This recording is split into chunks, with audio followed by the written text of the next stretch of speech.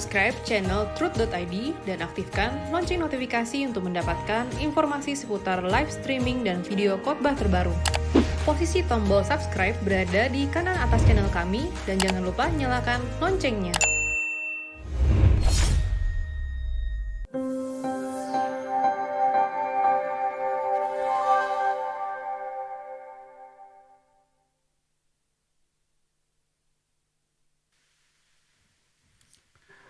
Shalom saudara, kita kembali pada acara Wanita Surgawi. Dan dari respon feedback yang kami terima, aduh puji Tuhan, banyak ibu-ibu kaum wanita yang diberkati. Bahkan puji Tuhan ada kaum bapak, kaum pria yang juga ikut acara Wanita Surgawi dan diberkati melalui kebenaran-kebenarannya. Dan memang prinsip-prinsip kebenaran di dalam Wanita Surgawi ini juga untuk semua orang percaya, saudaraku. Ya, haleluya. Beri aku tempat di hadirat-Mu, Bapa, setiap saat, dimanapun juga. Sejak ku di bumi sampai nanti di surga, ku ingin selalu di hadirat-Mu. Hanya Engkaulah kebahagiaanku, harta abadi kesukaanku. Ku tinggalkan dosa dan indahnya dunia agar layak di hadirat-Mu selalu. Selalu di hadirat-Mu, di hadirat-Mu, aman dan nyaman jiwaku. Walau kehidupan banyak pergumulan, teduh dalam naungan-Mu. Selalu di hadirat-Mu, di hadirat-Mu, haus dan rindu hatiku. Di setiap waktu dalam hadirat Bapa, perhentianku sempurna. Bapa, jadikan saat ini saat pemberitaan firman bagi kaum ibu, kaum wanita khususnya dan semua pendengar menjadi saat yang penuh berkat. Aku mempersembahkan hidupku tanpa batas.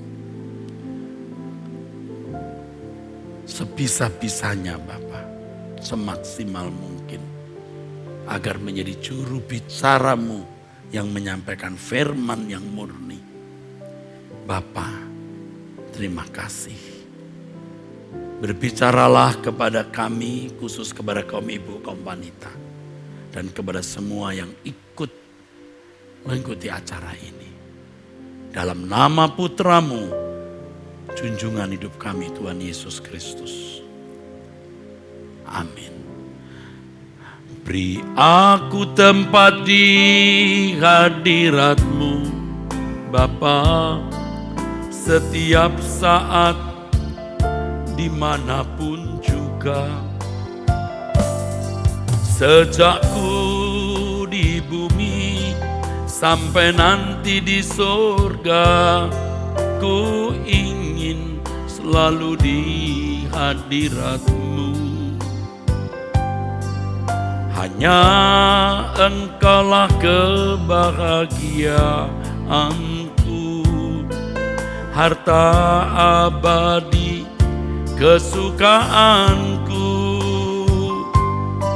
Ku tinggalkan dosa dan indahnya dunia, agar aku layak di hadirat-Mu. Selalu di hadirat-Mu, di hadirat-Mu, aman dan nyaman jiwaku. Walau kehidupan banyak pergumulan, teduh dalam naungan-Mu. Selalu di hadirat-Mu, di hadirat-Mu, haus dan rindu hatiku. Di setiap waktu dalam hadirat Bapa, perhentianku sempurna. Selalu di hadirat, selalu di hadirat-Mu, di hadirat-Mu, aman dan nyaman jiwaku. Walau kehidupan banyak pergumulan, teduh dalam naungan-Mu. Selalu di hadirat-Mu, di hadirat-Mu, haus dan rindu hatiku. Di setiap waktu dalam hadirat Bapa, perhentianku sempurna.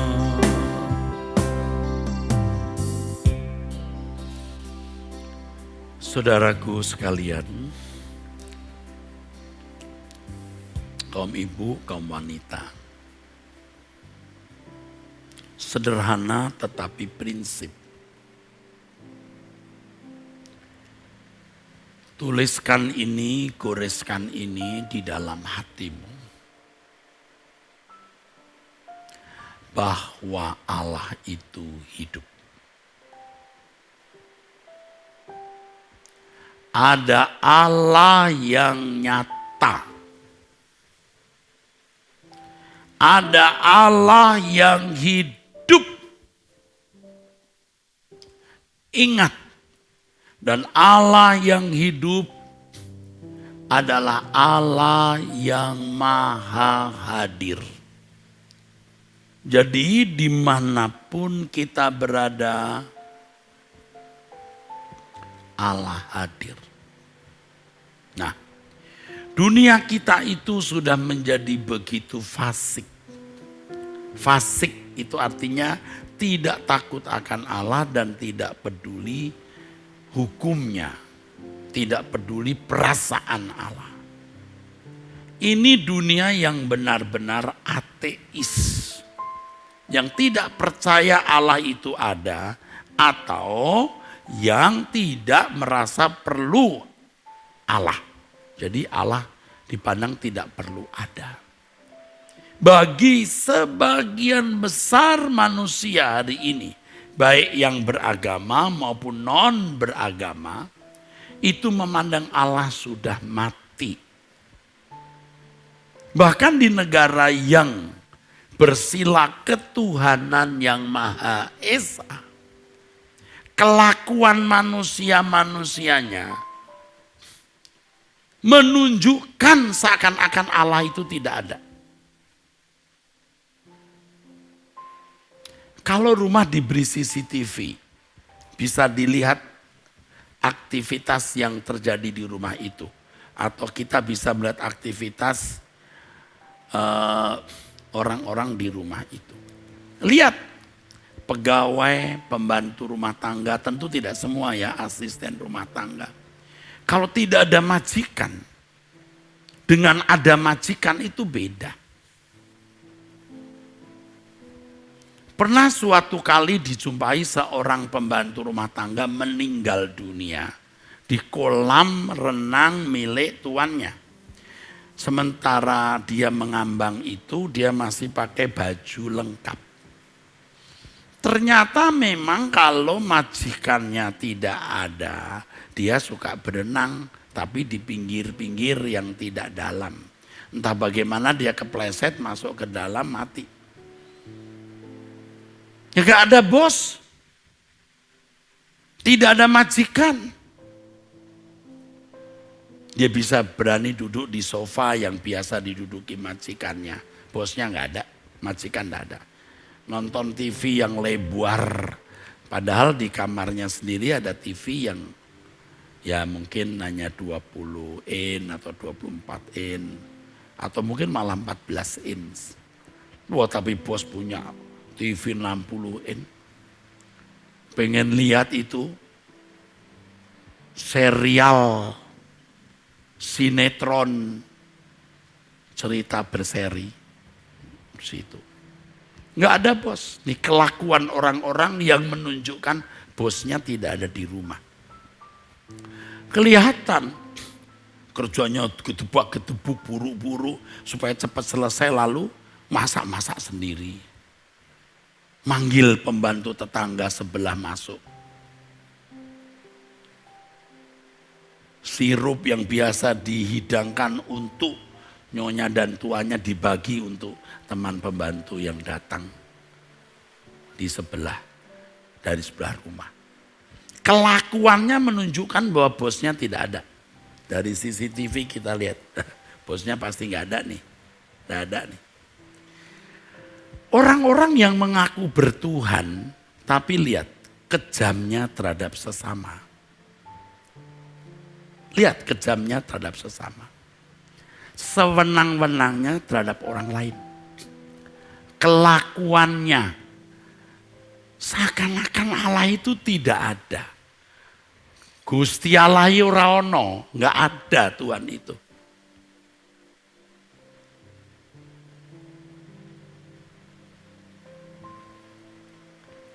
Lihat. Bahkan ada juga pemimpin-pemimpin yang mestinya menunjukkan hidup ketuhanannya. Tapi malah tidak. Termasuk orang-orang yang mengaku dirinya sebagai orang yang berorientasi pada kegiatan di lingkungan agama. Tapi kelakuannya tidak menunjukkan bahwa dia benar-benar yakin Allah itu ada. Lebih menyedihkan kalau dalam lingkungan gereja. Pernah satu kejadian saudaraku waktu saya masih muda ya. Ada keributan di sebuah tempat, ada seorang lari lalu ada yang mengejar pakai golok tapi akhirnya berhenti yang mengejar pakai golok. Kalau tidak salah pokoknya perkelahian aja begitu. Anda tahu apa yang terjadi? Di rumah seorang majelis gereja yang sedang mengadakan rapat majelis. Berantem. Yang satu bawa golok. Kabur yang mau digolok. Tetangga ngeliat. Loh, kok ada si pitung? Tadi dimulai rapatnya dengan nyanyi. Hormat bagi Allah Bapa, hormat bagi anaknya. Baru nyanyi hormat bagi Allah Bapa, bagi anak. Lalu bisa bawa golok. Edian gak itu? Gendeng lah saudara. Bisa itu. Seakan-akan Tuhan tidak ada di situ. Ini semua saya ceritakan bukan jelek-jelekin orang, atau Anda tidak akan pernah tahu siapa. Supaya fakta ini kita lihat, jangan kita berbuat hal yang sama. Karena terus terang Anda dan saya juga sering berbuat hal yang sama dalam kasus yang lain. Tapi kita jangan lagi lah ya, kita kan mau berkemas-kemas pulang ke surga, saudaraku.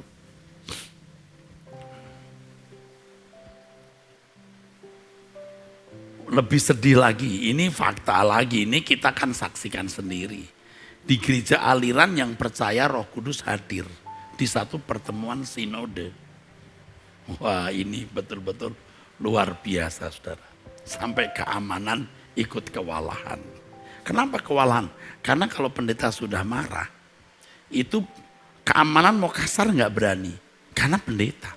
Apalagi ini pendeta senior. Tapi saudara, mau lipat lengan. Bukan mau angkat meja atau kerja, mau berkelahi. Sampai, sedih kan, ada satu yang berdiri di meja majelis ketua. Luar biasa.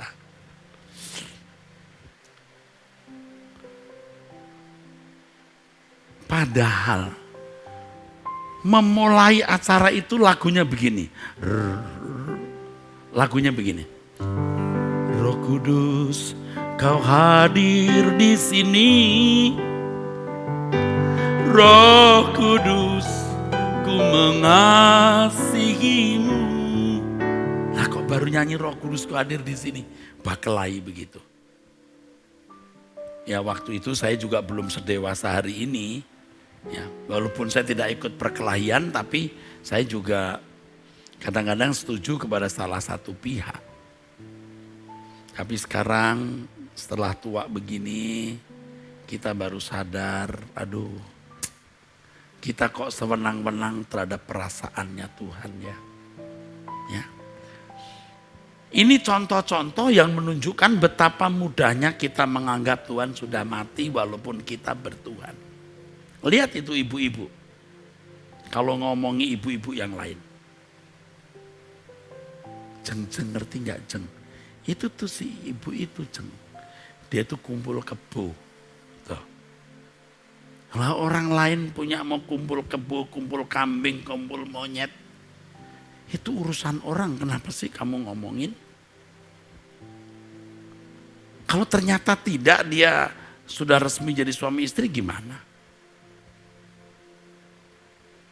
Tidak sedikit ibu-ibu yang bengis. Dia tuh jaga perasaan sendiri, dia mau senang sendiri, tidak jaga perasaan Tuhan. Mertua yang datang dari kampung, mau lihat cucu dan anaknya. Menantu perempuannya, tidak suka itu ibu datang. Kenapa? Kalau mertua datang cerewet, banyak ngatur, ceramah terus tiap hari. Begitu muncul mertua, dia bilang, waduh KKR ini. Tiap hari KKR. Maka dia juga berakting, cari cara bagaimana itu mertua tidak betah. Karena dia cerdas, dia berakting, sampai mertua betul-betul stres. Ngadepin ini menantu. 2 minggu stres, 2 bulan gila.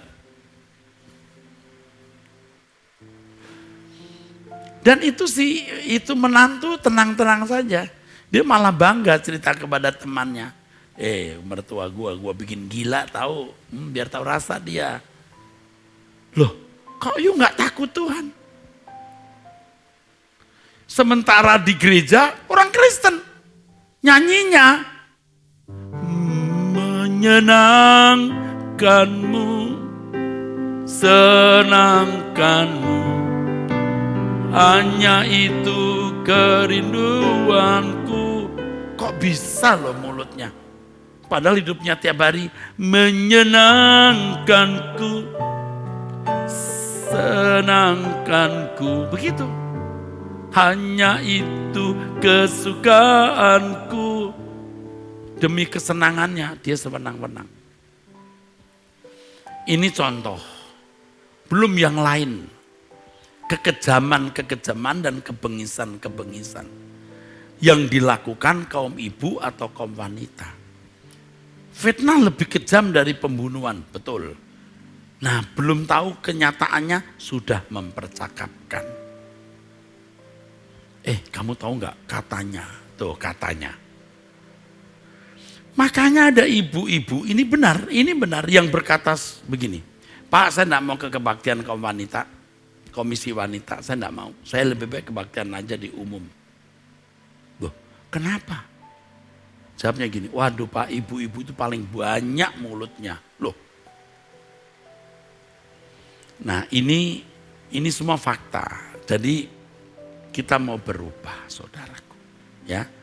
Kita harus percaya Allah itu hidup, Allah itu hadir. Ibrani pasal 11 ayat yang ke-6. Allah hadir, Allah hidup, Allah nyata. Dengan menghayati hadirnya Allah, dengan menghayati hadirnya Tuhan, maka saudaraku, kita menjadi takut akan Dia. Dengan hati yang takut akan Allah, kita akan menjaga pikiran kita, jangan menyimpan dendam, kebencian, sakit hati, jangan mengucapkan kata-kata yang tidak patut, jangan berbuat hal-hal yang melukai orang lain. Sederhana saja. Percaya Allah itu hidup, Allah nyata, Allah hadir. Firman Tuhan mengatakan di Mazmur 14 ayat 1. Orang bebal berkata dalam hatinya, tidak ada Allah. Mulut mengatakan Allah ada, hati tidak. Busuk dan jijik perbuatan mereka, tidak ada yang berbuat baik. Ini kalau saya bicara untuk kaum bapak-bapak ya, bapak-bapak itu banyak yang benar-benar jahat liar. Ada bapak-bapak yang benar-benar jahat dan liar. Tidak semua bapak-bapak begitu ya. Tentu ada bapak-bapak yang baik, yang kudus, yang tulus, yang mencintai Tuhan, menghayati kehadiran Allah. Bapak-bapak yang sembarangan hidup. Sudah punya istri, pacaran lagi. Sudah punya istri tempat lain sampai punya anak. Orang Kristen. 8 tahun baru tahu anaknya sudah besar dari istri, dari wanita lain. Itu kejam sekali, saudara. Ya memang orang tuh ya, walaupun sudah menikah, dagingnya enggak mati. Loh ini enggak mati. Nanti di kantor ketemu sekretaris cantik, di jalan ketemu wanita cantik. Selalu ada. Dan ini menuntut. Nah sekarang tinggal bagaimana kita menghayati kehadiran Allah enggak? Ada semacam candid camera. Candid camera yang lihat. Waduh jangan. Suatu hari saya datang di satu hotel. Ya kita capek pengen refleksi. Lalu kita datang ke tempat pijat. Saya bilang ada refleksi enggak? Oh ada Pak. Laki atau perempuan? Wah semua perempuan di sini. Waduh ada yang laki enggak? Enggak ada Pak. Oh. Nah apa-apa Pak, perempuan juga bisa di kamar juga Pak. Oh. Terus ada nyeletuk itu perempuan. Kita bisa Pak luar dalam pelayanan. Hah? Apa itu luar dalam? Saya pura-pura gak dengar tuh, saya lewat aja, luar dalam, bisa panas dalam ini. Udah, saya pura-pura gak dengar, saya lewat aja. Lalu daging saya bicara begini, eras. Nggak apa-apa, cuman kaki kamu yang dipegang. Nggak merusak kekudusanmu. Nah kalau kamu malu di tempat ini, di mana? Di tempat pijat lalu orang ngelihat kamu pendeta kok pijit-pijit wanita. Ya kamu masuk kamar aja deh. Toh nggak ada orang lihat dia masuk di kamarmu, pijit kakimu. Setelah itu dia suruh kamu keluar. Kamu jaga kekudusan. Oh saudara, daging kita itu bisa bicara begitu. Bisa. Jadi punya akal ini, kelicikan itu. Wah enggak, jalan. Jangan sampai dosa masuk. Seperti cerita orang Arab dan untanya di padang gurun. Jadi ceritanya begini, ini bagus ceritanya. Jadi ada orang Arab naik unta di padang gurun. Biasa dong, udah istirahat sore berhenti, dia buka kemah, dia tidur di dalam kemah. Padang gurun itu kalau siang panas, malam dingin. Ini untanya begini kedinginan. Aduh, untanya lihat majikannya ngorok. Lihat pintu kemahnya terbuka sedikit. Dia monyongnya dimunculin dikit. Supaya agak hangat. Waduh, tetap ngorok itu si tuan, isi majikannya itu, orang Arab itu. Ya ini kebetulan saya pinjam kata orang Arab karena memang di ilustrasi itu disebut orang Arab. Tapi belum tentu ini kisah nyata, ini kan ilustrasi. Dan tidak semua orang Arab juga di padang gurun kan, ada yang di kota. Ini orang Arab di padang gurun. Nanti jangan ada orang Arab marah loh. Wah dia menghina orang Arab, ini kan ilustrasi saja Pak. Belum tentu kejadian benar. Lagi pula tidak semua orang Arab di padang gurun. Jadi kalau Anda tersinggung mungkin Anda maksudnya orang itu kali ya yang di padang gurun. Ini ilustrasi. Lalu dia lihat ini tuannya masih tidurnya ngorok, dia masukin lagi itu kepalanya. Wah, kepseluk. Tahu dong kepala unta segede apa? Kepala unta kan besar saudaraku. Lebih besar dari pedal sepeda kan. Oh lebih hangat lagi nih si unta. Oh ini si majikannya masih. Wah udah dimasukin lagi kepalanya. Wah lebih hangat. Untanya juga jadi begini. Wah enak. Bangun majikannya. Dibilang apa ini? Ternyata untanya. Gak apa-apa deh. Aman. Gak apa-apa. Untanya sudah masuk leher separuh. Hangat kan. Masukin lagi lebih dalam. Kegeser ini orang Arab di pinggir kemah. Bangun dia. Loh, kok aku di pinggir? Dia lihat untanya sudah separuh lebih lehernya masuk. Tapi ya gak apa-apa lah, sama-sama hangat. Unta gak mau, cuman seluruh lehernya plus kaki depannya. Anda tahu akhir cerita ini? Untanya ada di dalam kemah dan majikannya di luar kemah. Begitu bangun si majikan, dia sudah di padang pasir. Jangan beri kesempatan. Jadi kalau cerita ini ya saya ingat waktu dari muda dulu. Jadi sampai hari ini kalau saya ada godaan gitu saya bilang, jangan seperti orang Arab dan untanya. Saya selalu terinspirasi oleh cerita Yusuf. Memang sosok favorit saya itu ya tentu Yesus Tuhan kita segalanya dong. Tapi di perjalanan lama saya senang dengan Daud dan Yusuf. Aduh, Yusuf itu luar biasa, integritasnya itu loh. Nah, dia mengucapkan kalimat yang luar biasa ya saudara. Pada waktu dia menghadapi Nyonya Potifar itu. Ada satu pernyataannya yang mesti kita perhatikan. Ketika istri tuannya memandang Yusuf dengan berahi, Kejadian 39 ayat 7. Kejadian 39 ayat 7. Istri tuannya memandang Yusuf dengan berahi, bukan berani ya, berahi. Marilah tidur dengan aku. Yusuf menolak dan berkata kepada istri tuannya, dengan bantuanku, tuanku itu tidak lagi mengatur apa yang ada di rumah ini. Ia telah menyerahkan segala miliknya pada kekuasaanku dan seterusnya. Lalu dia dia ucapkan kalimat ini. Bagaimana mungkin aku melakukan kejahatan yang besar ini dan berbuat dosa terhadap Allah? Ini urusan dengan Allah, Bu.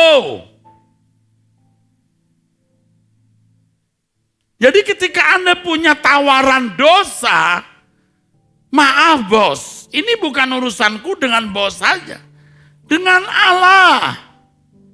Waktu bosnya memberikan dia gelang emas, memperhatikan, lalu ngajak ada tugas keluar kota, lalu memberi kamar di sebelah, lalu bos berkata, Ning nanti kalau malam kalau kamu gak keberatan mampirlah ke kamar saya, kita diskusi apa. Aduh bos, kayaknya gak pantas walaupun kita gak buat apa-apa bos, kalau mau di bawah dengan teman-teman.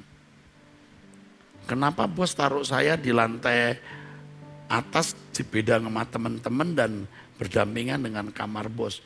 Ini setan. Lalu wanita ini harus berkata, bagaimana aku melakukan kejahatan yang besar ini dan berbuat dosa terhadap Allah? Itu Allah hadir di situ, Bu. Mertua datang, bayangkan, pikirkan, dan memang begitu adanya. Dia mama dari suamimu yang membesarkan sampai suamimu menjadi seorang insinyur. Loh, kau berutang nyawa sama ibu itu. Bayangkan dia ibu kandungmu. Tapi kadang-kadang ada ibu-ibu, piye sama ibu kandungnya saja kejam. Nah ini sudah rusak. Kepada ibu kandungnya saja galak, kejam. Udah bakatlah masuk neraka. Wanita-wanita begitu itu nanti kumpulan sama kuntilanak-kuntilanak di neraka. Ibu-ibu jangan bengis. Ya, terhadap bawahan pegawai yang melakukan kesalahan, nasihati. Bayangkan dia anakmu. Dan itu yang Tuhan ajarkan ke saya sebenarnya. Ketika saya memperlakukan atau men-treat seseorang, lalu saya membayangkan kalau itu Stephen, saya buat apa? Saya panggil juga ketemu dengan beberapa teman, orang dekat saya berkata, kayaknya kita salah deh buat ini. Itu dalam hati saya. Kita mesti men-treat orang seperti kita menganggap dia anak kita. Ngerti nggak kata ibu-ibu. Dia itu punya anak gay. Bayangkan kalau itu anakmu gay. Kamu kasihan nggak? Lesbi loh anaknya dia. Lalu rasa bangga gitu, anakmu nggak lesbi. Anakmu nggak lesbi tapi anakmu pelakor bisa. Lah kok bisa loh Anda sembarangan? Pikirkan seandainya itu anakmu. Nah ini konteks ini saya khotbahkan di lain waktu. Sekarang yang saya mau khotbahkan adalah bagaimana kita selalu menghayati Allah itu hadir. Setiap tutur kata, setiap ucapan, setiap perbuatan kita. Kita pertimbangkan apakah ini menyenangkan hati Allah atau tidak. Itu yang menjadi pertimbangan kita, saudaraku. Untuk itu gimana supaya kita bisa menghidupkan Allah dalam hidup kita, Bu? Gimana? Yuk ikutin ya. Yang pertama, belajarlah firman Tuhan, bacalah Alkitab, dan bayangkan, imajinasikan. Ini peristiwa benar-benar terjadi. Dan memang terjadi. Dan imajinasikan seakan-akan dia baru berlangsung beberapa waktu yang lalu. Supaya kita memiliki hubungan emosi dengan peristiwa-peristiwa itu.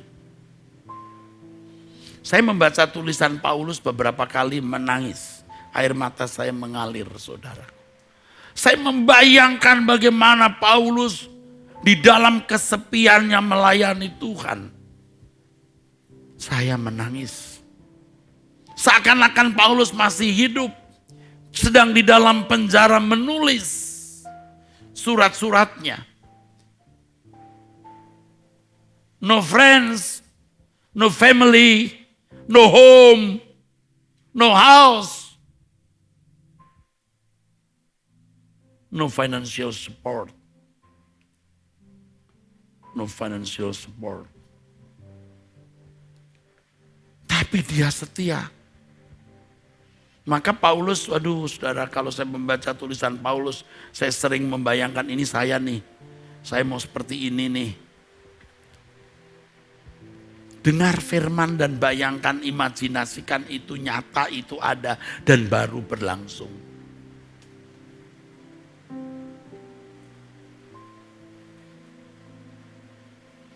Dan ternyata, dan sebenarnya hal ini, sudah menjadi kebiasaan saya sejak muda waktu jadi guru sekolah minggu. Kalau menceritakan satu cerita, saya memiliki bakat eidetis namanya. Bakat membayangkan itu sebuah cerita dan seakan-akan itu nyata. Benar. Benar. Sehingga kita menghayati bahwa ada Allah yang hidup, Allah yang nyata.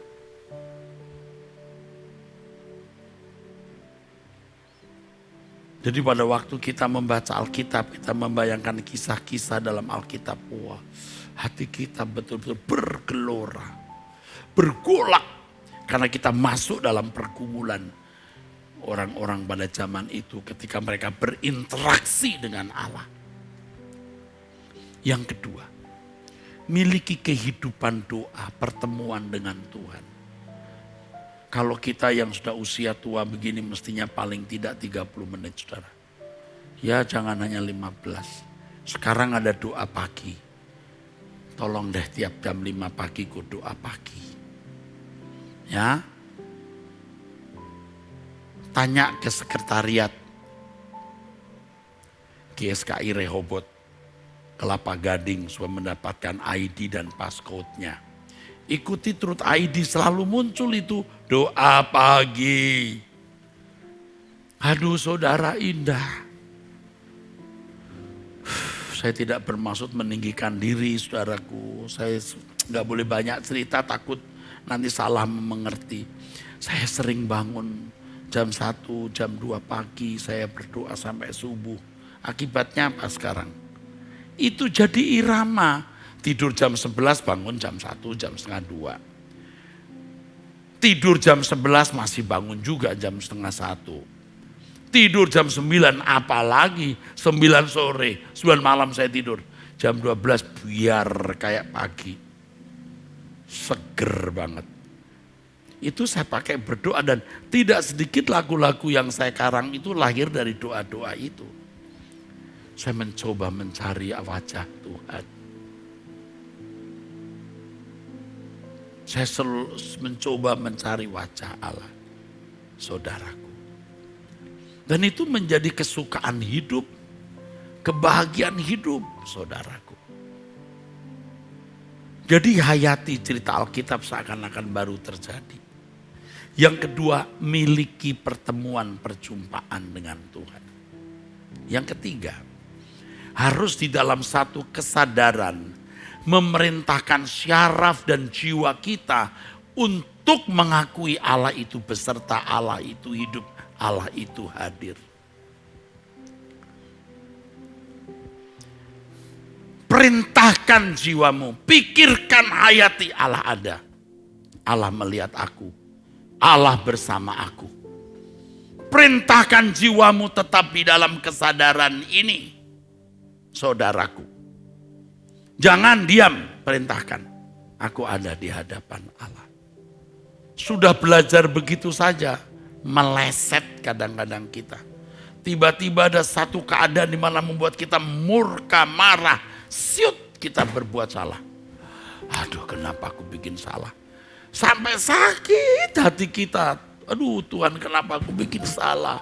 So sorry Tuhan. Sering-sering begitu. Aduh, kita jadi takut berbuat dosa. Hayati Allah itu hadir. Nah kalau tidak menghayati Allah hadir, mudah dosa dilakukan, saudaraku. Hayati Allah itu hadir. Perintahkan jiwamu. Keempat, hidup tidak bercela. Hidup suci. Ya, Ini kaitannya dengan yang ketiga tadi ya. Menghayati Allah hadir perintahkan. Yang keempat hidup suci. Kalau orang sudah biasa hidup suci, itu bisa merasakan kehadiran Tuhan. Ya ini subjektif ya, subjektif. Tapi saya beritahu, makin bersih hidup kita, itu kabut Tuhan seperti turun. Makin suci makin turun. Makin suci makin turun. Nah ini tadi. Seperti yang saya ajarkan kepada saudara tadi. Selalu di hadirat-Mu. Di hadirat-Mu. Aman dan nyaman jiwaku. Nah kita jadi tidak merasa takut menghadapi segala keadaan. Ini gak bisa diajarkan dengan kata-kata saja.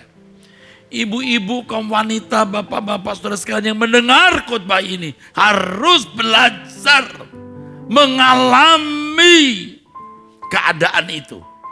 Makin bersih hidup kita, kabut kemuliaan Allah seperti turun. Makin pekat, makin pekat, makin pekat. Dan pasti kita makin suci. Dan kalau sudah begitu, Anda sekali waktu bikin salah, Anda tersiksa. Aduh, sakit. Aduh, kenapa gue bikin salah? Makin ada di hadirat Allah, itu makin menakutkan. Herannya, kita makin gentar terhadap Allah. Ini tidak bisa diajarkan kecuali saudara mengalami sendiri. Kalau saudara tidak mengalami, tidak bisa.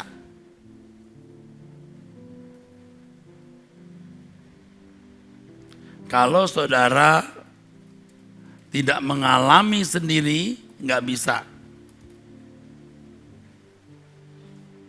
Anda harus mengalami sendiri baru tahu.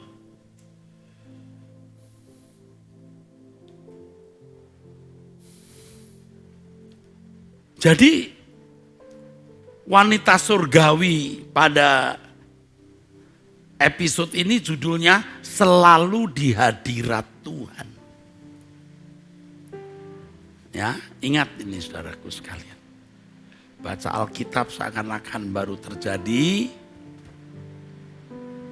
Doa, perintahkan seluruh saraf jiwamu untuk menghayati Allah hadir. 4, hidup suci. 5, jangan bergaul dengan orang yang merusak hadirat Allah yang kau miliki. Sebab orang-orang itu nanti membawa Anda ke percakapan-percakapan yang tidak patut. Nah, terkait dengan hal ini juga, saudaraku. Nih, dengerin nih saudaraku. Jangan nonton film dan apa yang Roh Kudus tidak nyaman di situ. Saya bukan tidak nonton film, saya nonton juga, saudara. Sambil olahraga, saya lihat film, saya lihat TV. Tapi kalau ini nggak patut, saya langsung nggak lewati, merusak. Apapun. Nah ibu-ibu tuh senang, aduh bisa kenal dengan ibu wali kota. Oh boleh, bukan salah. Bergaul boleh, apalagi kalau itu ada urusan bisnis atau ada kepentingan dengan suami boleh. Tapi jangan tenggelam di situ. Jangan karena dia seorang terhormat lalu bisa menyeret Anda kepada hal-hal yang merusak hadirat Allah yang Anda miliki. Kita harus menjaga hadirat Allah itu. Saya tuh sedang belajar juga sebenarnya. Makanya ya saudara saya, belajar. Berat. Supaya bagaimana hadirat Allah yang saya alami pada waktu berdoa, saya bawa di ruang makan, saya bawa di dalam mobil, saya bawa ke gereja, saya bawa waktu saya berkhotbah. Ini seringkali dari ketebalan 70 jadi 60, 50, 40, 30, 20, di mimbar 10. Lalu supaya hadiratnya Allah hadir, perasaan kita ledak-ledakkan. Jadi munafik Tidak tulus, tidak natural.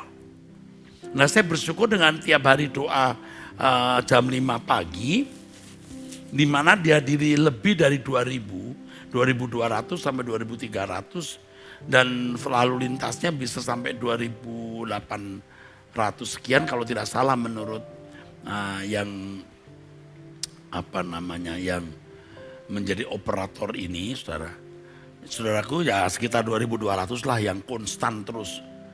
Saya belajar untuk berdoa natural. Nah, saya ini kan udah pernah ke bawah suasana karismatik yang kalau nggak nangis nggak mantap gitu. Waduh, kita memang mau nangis, enggak memang pasti nangis lah waktu disentuh Tuhan. Tapi jangan emosional sampai akhirnya tidak natural, munafik, lalu jadi rusak. Tulus saja. Selalu di hadirat-Mu, menghayati kekudusan-Mu. Ku gentar dan hidup tidak bercela, agar layak tinggal di dalam-Mu. Menjaga perasaan Bapa, pelayanan yang sesungguhnya. Setiap langkah dalam hidupku sesuai pikiran perasaanmu. Ku mengasihimu, sampaikan. Ku menghormatimu, Engkau satu-satunya harta milikku, berharga di hidupku. Kau yang kurindukan, Kau yang kunantikan. Bila ku boleh datang memandang wajah-Mu, Tuhan. Hati kita itu mau meledak. Waktu berkata misalnya, ku mengasihimu, itu mau meledak, saudaraku. Mau pecah, tapi jangan nanti kita jadi emosional, jadi gak natural. Nah, bagaimana hadirat ini dibawa terus?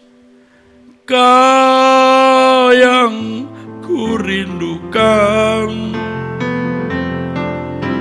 Kau yang kunantikan.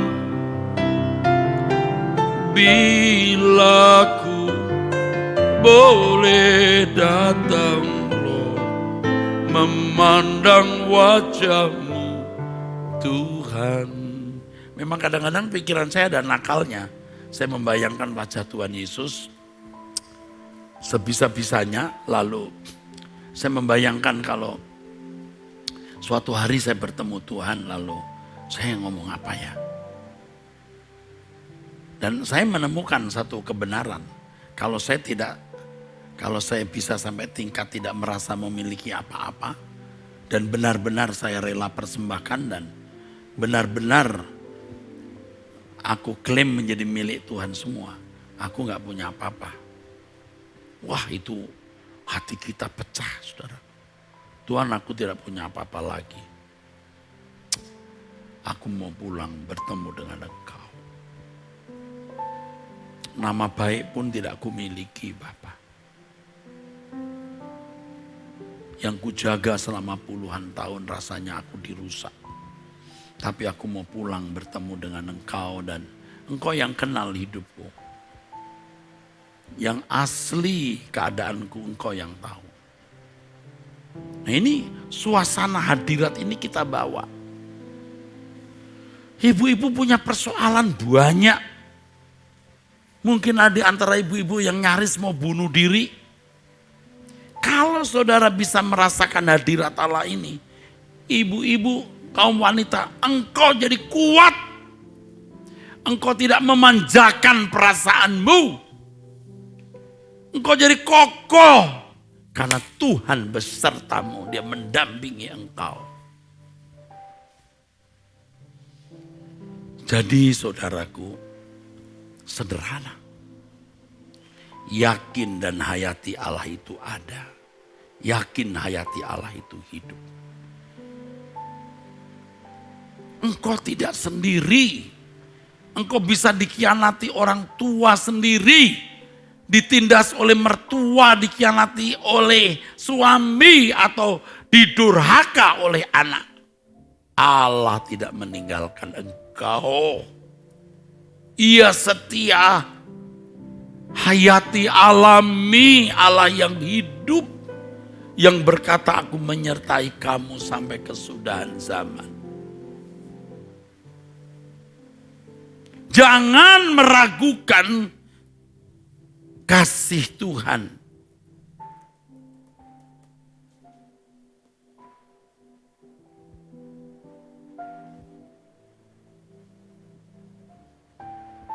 Saya berharap saudara-saudara sekalian untuk bisa bertobat ya, dengan mengerti kebenaran ini, saudara bertobat. Saya sendiri belajar untuk berubah memang tidak mudah. Tetapi lewat pergumulan hidup yang saya alami, saya bisa membagikan kepada ibu-ibu apa yang saya miliki ini, saudaraku. Ya. Yang saya miliki ini, saudaraku. Dan saya juga seperti ibu-ibu, seperti komunitas lain juga seringkali juga merasa, aduh kecewa, kenapa Tuhan engkau begini, aduh Tuhan engkau kok rasanya tidak peduli keadaanku. Sampai saya tulis lagu ini. Kadang kau tak nyata, seakan tiada. Waktu ku berseru, kau seperti membisu, ku menjadi ragu.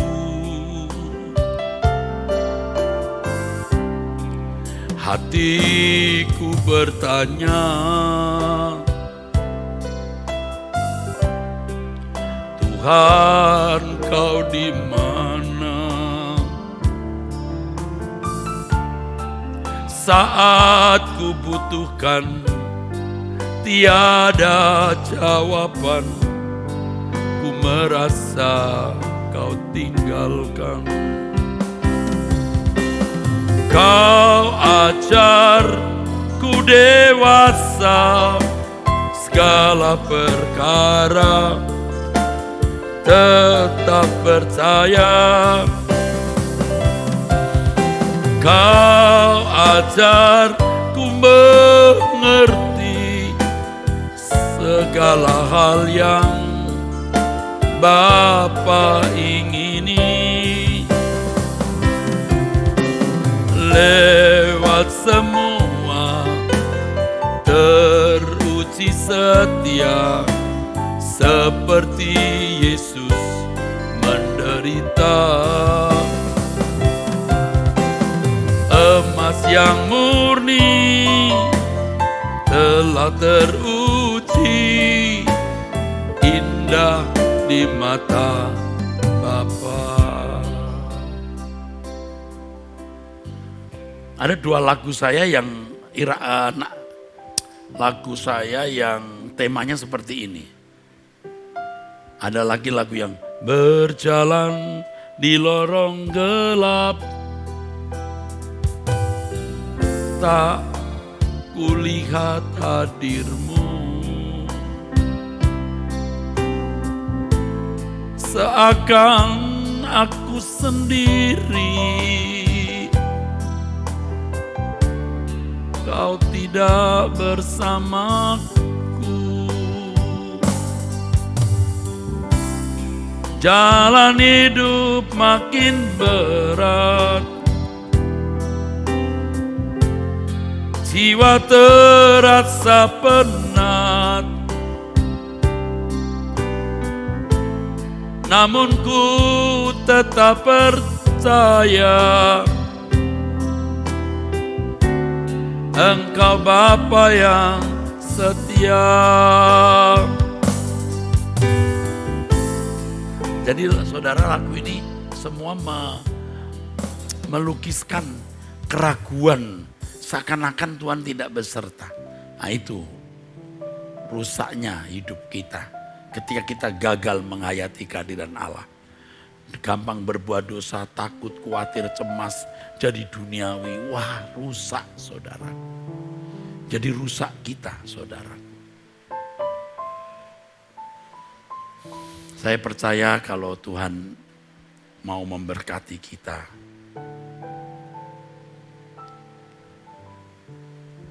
Tuhan pasti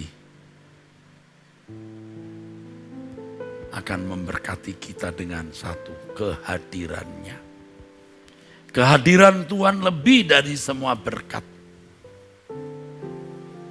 Lebih dari semua berkat. Yuk. Ya, jadi kuat ya pesan ini ya saudara. Selalu menghadirkan hadirat Allah. Kita kuat. Hidup suci, tinggalkan dunia. Kita kuat menghadapi segala tantangan. Ibu-ibu, kaum wanita yang kekasih, wanita surgawi. Ingat kalau kata ini ya, berkemas-kemas. Ayo kita pulang. Sebesar apapun persoalan kita bisa diselesaikan. Bisa kita lewati ya. Jadi kalau suatu hari kita ketemu Bu, saya tanya, apa kabar Bu? Jawabnya ingat, bisa dilewati Pak. Ya. Ku mengasihimu. Ku menghormatimu. Bapa di surga, Engkau satu-satunya harta milikku, berharga di hidupku. Kau yang kurindukan, Kau yang kunantikan.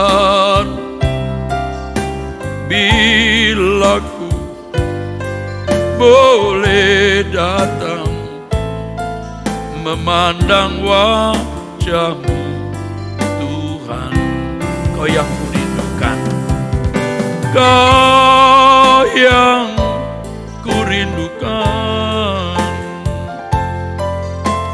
Kau yang kunantikan.